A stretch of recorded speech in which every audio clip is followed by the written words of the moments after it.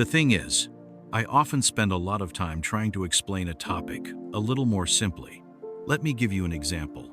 All over the world, people are starting to want to understand: how does illness come about? What needs to be done to live longer?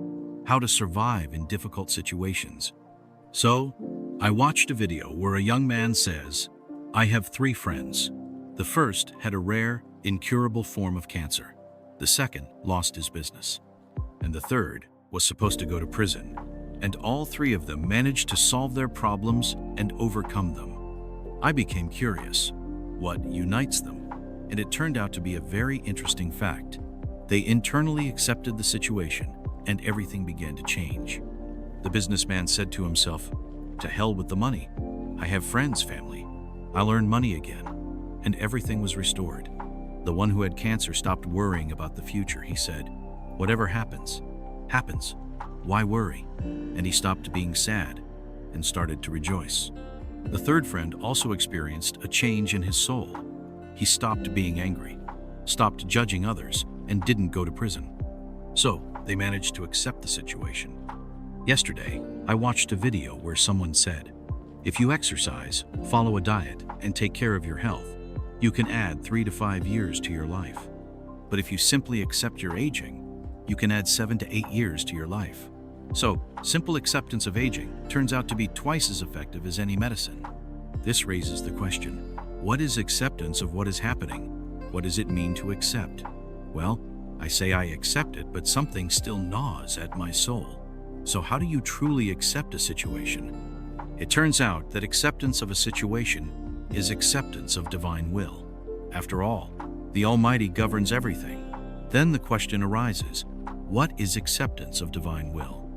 For a religious person, in traditional religious practices, this means suppressing one's own will and desires. I am God's servant. Therefore, acceptance of divine will is self-flagellation, self-suppression. But this does not bring results.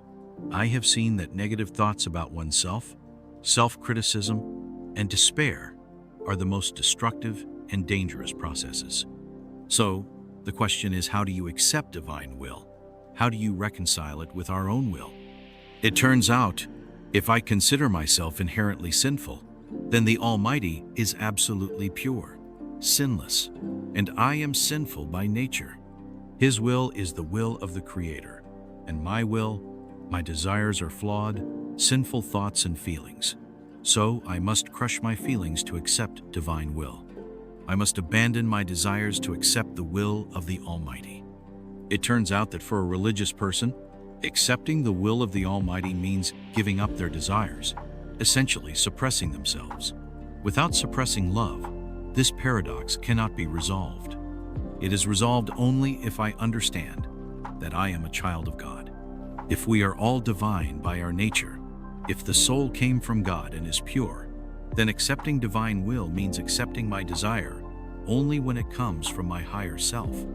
Then there is no opposition between divine will and human will. If I am a child of God, then the Father's will is also my will, and it is in my best interest. And when I understand this, there is no conflict. I naturally understand that everything is for the good of the soul. I have no fear of the future, no dissatisfaction or irritation with the present. I change the world, I develop, but at the same time, I understand that everything God does is for the betterment of our soul.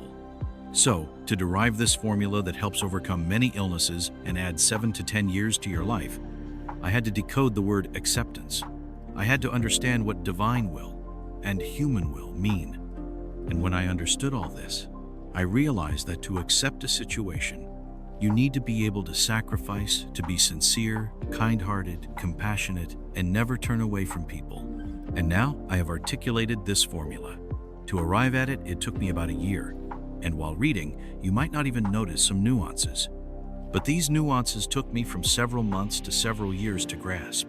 But after that, when I say this phrase to someone, I see their eyes light up, and I see that they begin to change.